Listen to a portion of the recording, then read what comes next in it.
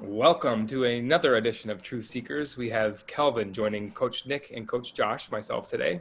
Today's topic, we're going to be talking about time. What a concept. We could take this in so many different directions. With all that we try to accomplish in our daily schedule, in our personal and professional lives, I'm going to ask Kelvin a question as broad as can be. And I'll just say, Kelvin, what does time mean to you? Uh, that's a great question. What is time? Uh, I mean, honestly, when I hear a time, right, I think of I think of a deadline. It's a great way to set goals and to keep you pushing forward.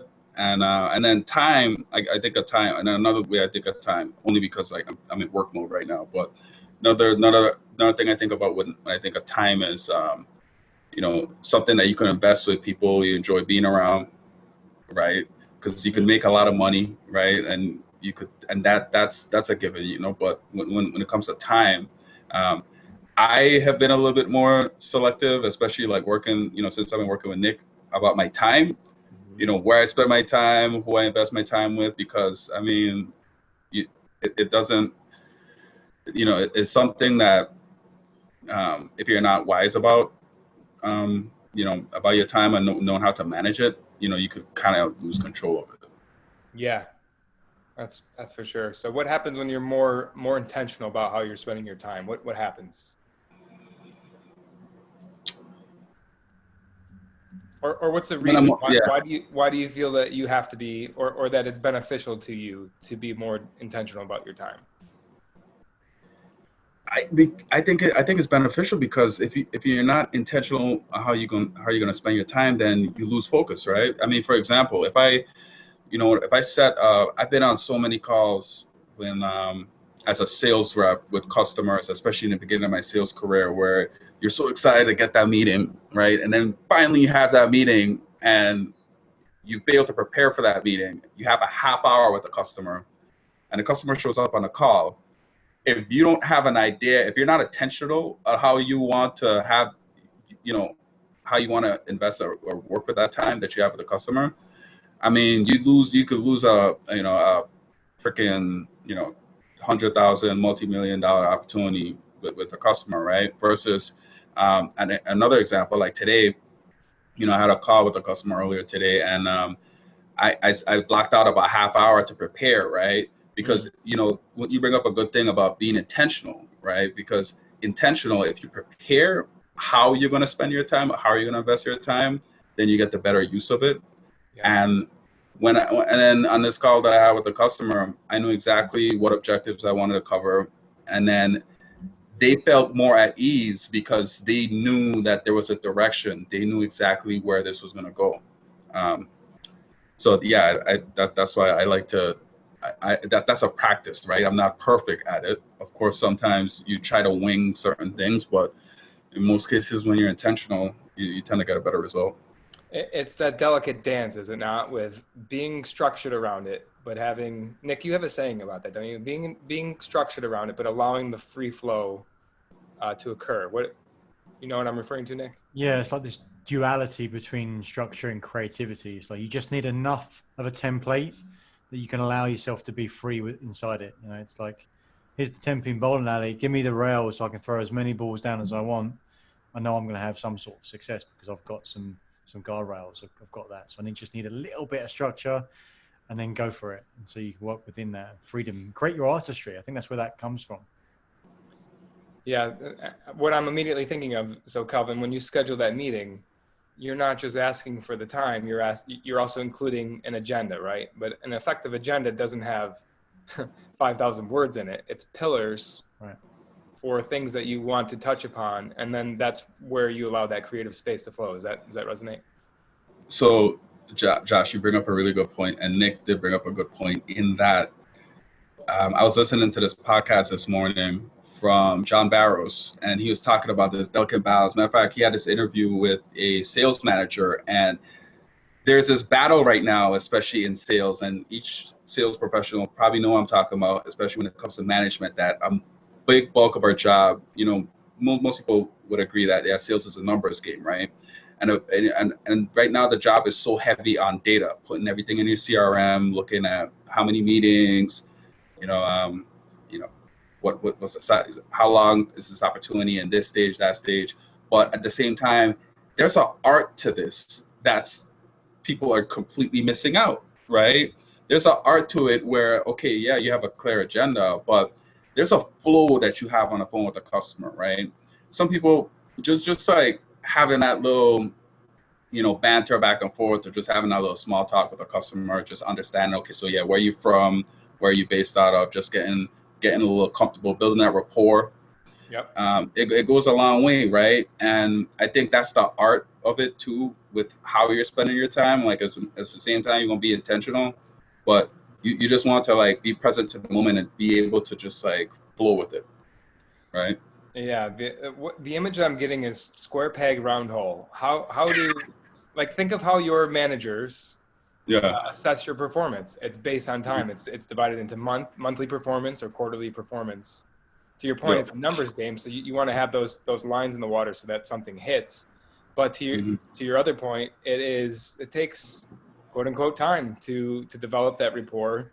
And I would almost argue there is no time. Like, time by that definition does not exist. There's no timer that says you got to have a sale by this point. When it's right, when there's alignment with what you're offering to the client and they need it, the Hmm. sale will happen. But try explaining that to a manager. It's or somebody who has to report numbers. Like, there's Right. there's some sort of disconnect with how we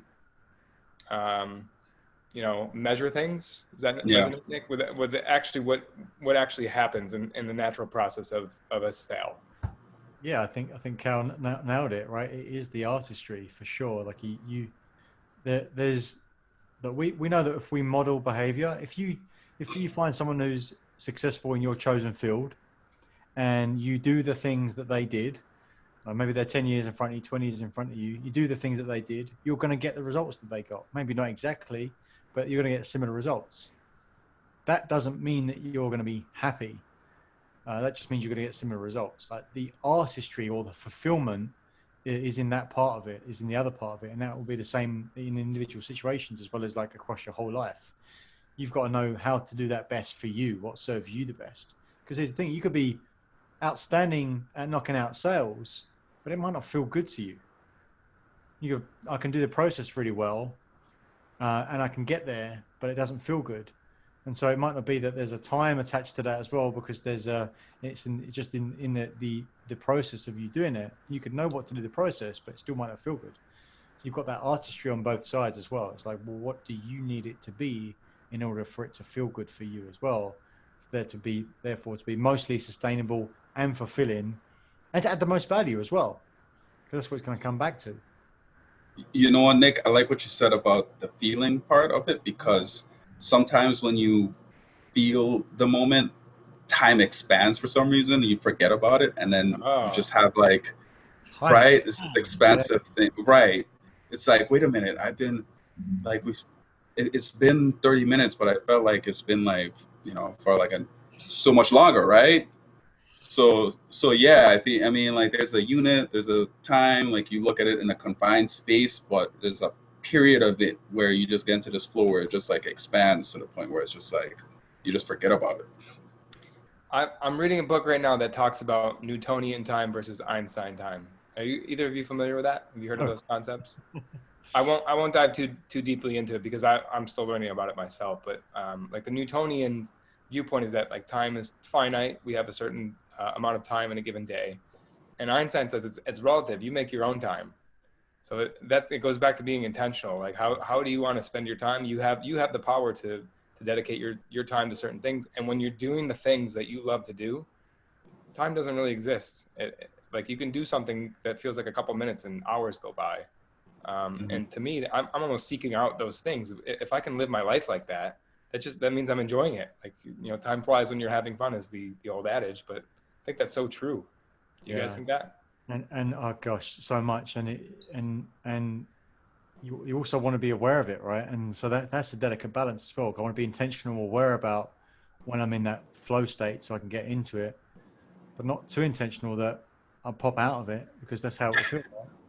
And this so can we bring it back? I want to take a time to a different perspective, if we may, because I think this is fantastic, and but also to think about time in the absolute sense, right? How much? Because so, Cal, you're talking about being intentional about that, something that you invest, absolutely. But that got me thinking as well. What is all time equal? Right? Because like, is this like if you're not prepared for something, you go in time, that time doesn't have the same impact, but all time has the same potential. Right? And we just people say that like life is short. Is it? Or do we just waste most of it? How much time? Like, and like all of us here are people that are aware of the lot of time we're spending setting out goals, being purposeful on that. And Calvin, like you said, right, we're not perfect. None of us are. There's always more that we can do. But I'm willing to bet that there's probably still hours in our days that we're not using in places that we really want to be using it in, and that just scares the life out of me. I've got to say, because that's the only thing that we're not going to get more of. And I just think we've got to be really focused on the awareness of what time we're wasting, and using that awareness to start to drive more of it. Because if you think, if you waste a day, how much time does that cost you? Is it just a day? 24 hours, maybe more. Is it? Well, yeah. I mean, there's the actual time, and then to Calvin's point, what if you invested that time? You're not even going to know what that actually is going to cost you overall. So I'd say as a default, the time you actually lost, I'd double it up. Yeah. If you lose a day, it means it's a day that in time you've actually lost. But it's also a day's worth of investment of time you've lost. Yeah. I like that. We're kind of coming full circle to something, Nick, you and I just talked about recently, like time blocking. And I think time blocking is interesting because that's the ultimate of being intentional about your time. I think the fear or why a lot of people don't do that, or why I hesitated to do that, is because when you do that, you give up the freedom to do the other things, right? It's almost like a FOMO. Like if I schedule that to do that, then I can't do this. But what you realize, if you don't schedule anything, then you don't do anything. You don't do any of the things that you want to be intentional about. So I think it's almost works like the reverse. And maybe Kelvin, you can speak to that if that's true for you. Like if you do block the time out, you can block time for personal time. You can block time for leisure activities. But it's the concept of blocking time for you to get the things done that you want or need to get done. And in the meantime, that it frees you up to have that space to have that other leisure time. So what I've noticed as far as time blocking is that rituals, right? So in the morning, I got a system of how I do. So I look at it more like I like the time blocking idea, but I like to think of it more. You talk about the circle and the peg, right? You know, I like to think of it more of a cycle. So as you wake up in the morning, the way my routine works is, I wake up, go out for a run, exercise, come back in, take a shower, get my shake, meditate, journal, and then I'm right into action. I'm right into go mode. So I don't necessarily have a time block for that, but I feel that I feel like it's a natural flow, right? But I see like professionally though, it's great to have time blocks in your schedule, because at least like, okay, well, this is the time I have to to look over my notes, to reach out to prospect, talk to customers. Nick and I have talked about time blocking. I know that's that's something I definitely like to you know look for ways to like implement it when I'm doing. But yeah, it's like that delicate balance we talk about, right? With time, do you want to look at it as like a finite thing, or do you want to you still want to be able to like flow in it to the point where you're enjoying Yeah. your day while being intentional? Now we're coming full circle with multiple things now. So let me just ask you, Kelvin, is there a way to get that same flow after, like you've made that such a routine that, you know it like the back of your hand. Now, can you make that flow and apply it to your professional work, even if, the situations are unique and you're doing different things, but you're still doing prospecting at a certain time, sales calls at a certain time, Can you carry that flow over some way, shape, or form, or what's the difference? I think it can, and I like to compare it to, say, like even like a basketball player or like a baseball player, going out there taking swings. I think it's all repetitions. I think it's reps.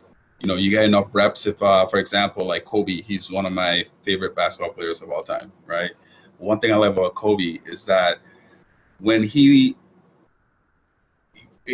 attitude and the drive he brought to the sport, he would go out there, get 1,000 shots a day. He would be persistent with his routine, right? So the more reps he got into it, the easier it was, it was for him to just get into that flow, So I feel that, yeah, okay, you could time block, but it's all about getting your mind and your body so you can start feeling it, so you get into that flow. Initially, you'll feel unnatural, right? It's not going to feel right, but if you get in enough reps, then eventually I feel like you could, put your mind and your body where you want it to be. Yeah, repetition is the mother of skill. That's it, right? We're building patterns. It always feels awkward. Like, I remember when I started doing Thai kickboxing and Muay Thai, it feels weird. And then my immediate thought is like, there must be something wrong with me. How can everyone around me here in this gym throw kicks effortlessly? They're doing punches and their footwork's perfect. It must be that I just can't do it. Think about that. Like, it's crazy, right? It's just because I've never done it before. Surprise! Like, I'm not good at it. But that is so. We just need to remind ourselves for that, because it's just so obvious. Like, the first thing is that I can't do it. I'm not good at it. That's not who I am. And it just comes from that fear. I don't. If I do actually try more, then I'll be proven right. I'm not good enough. I'm gonna get rejected. But it comes just down to reps. I don't care who you are. I don't care what your baseline is. If you do anything enough, you're going to get good at it. Now, basketball is a great example of this, because there's some physical attributes that make you potential in a different place, right? Now, and so if you're 5 foot tall and you want to be in the NBA, that's going to be a stretch. No pun intended. Right?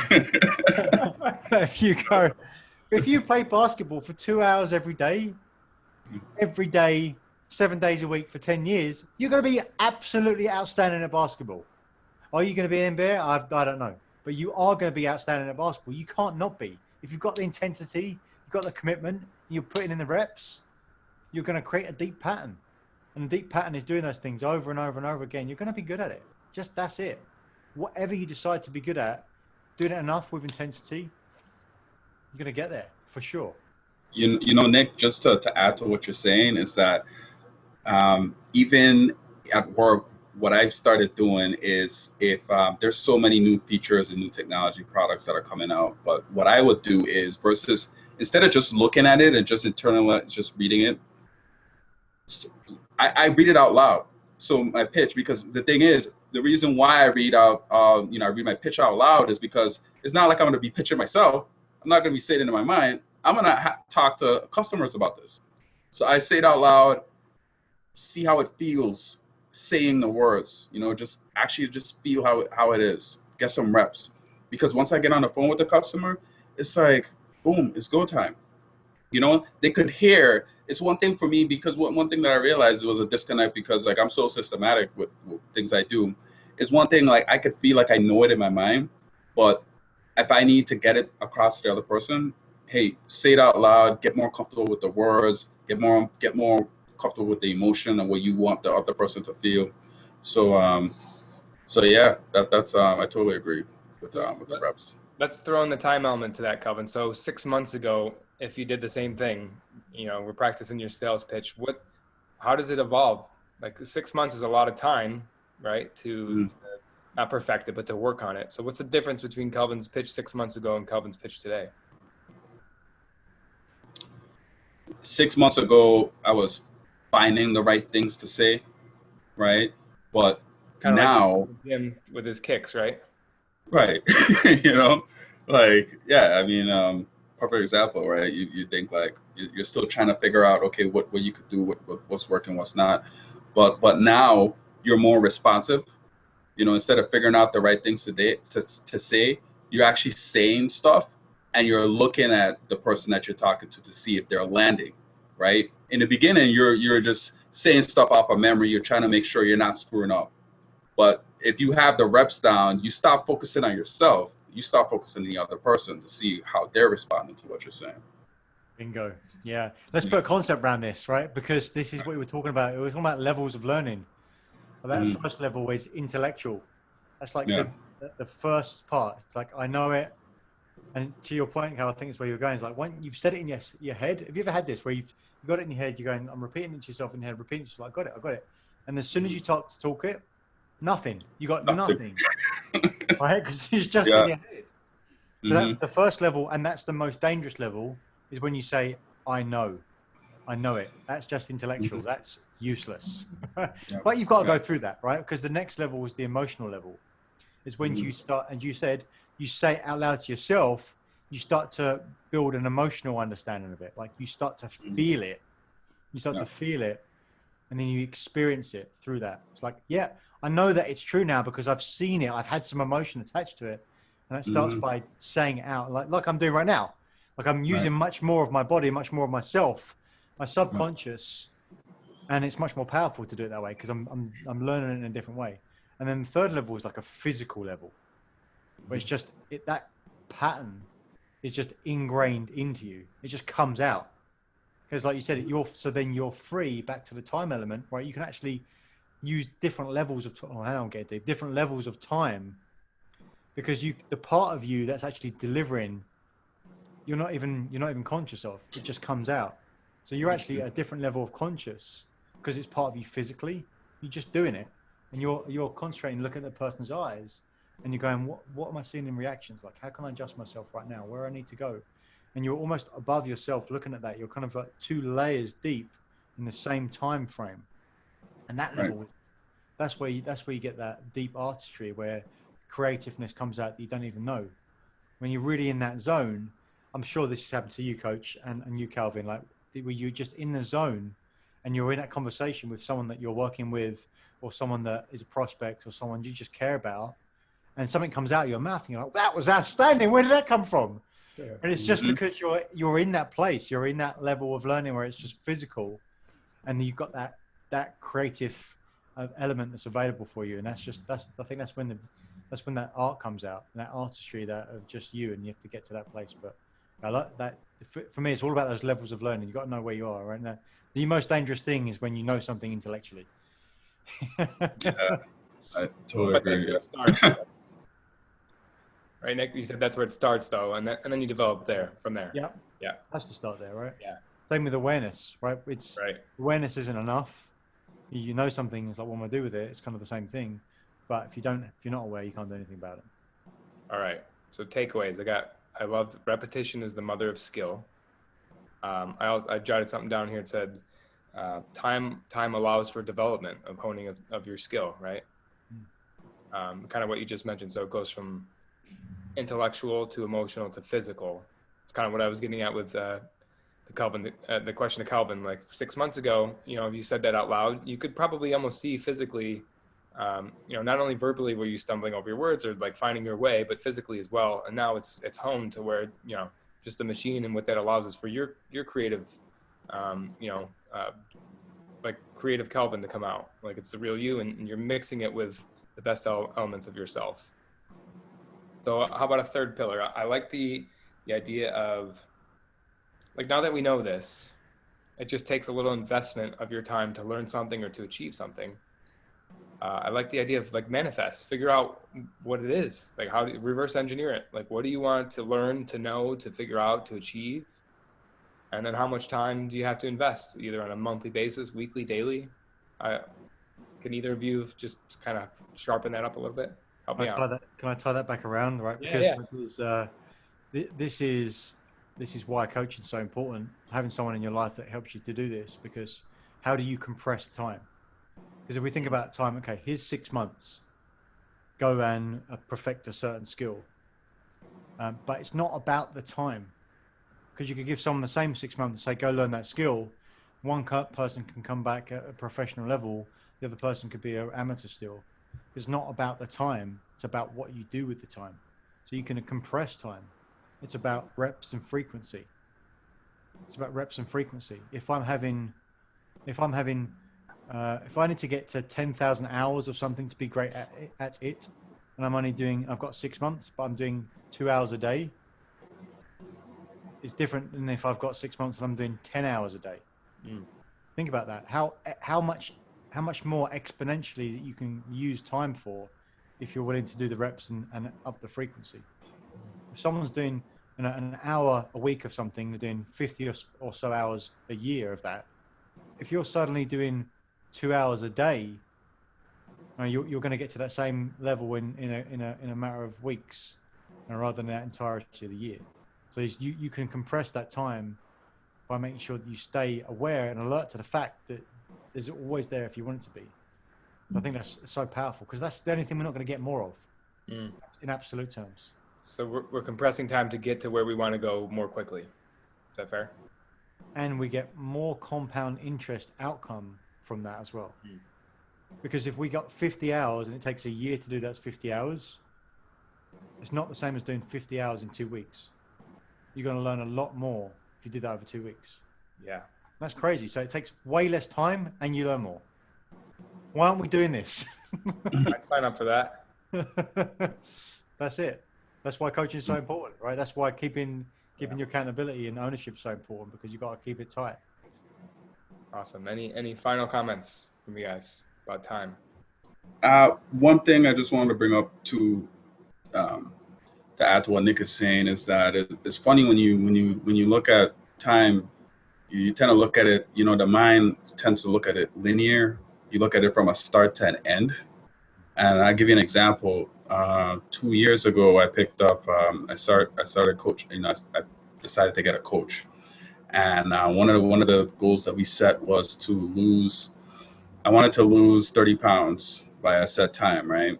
And it's funny because, we set that time, we set that goal, but to what you're saying about manifesting, I almost feel that it just appeared, right? That out of nowhere, the thing with losing weight, right? And I have a bunch of people that ask me like, yeah, how do you do it? What do you do? Well, one, I just, I stayed consistent.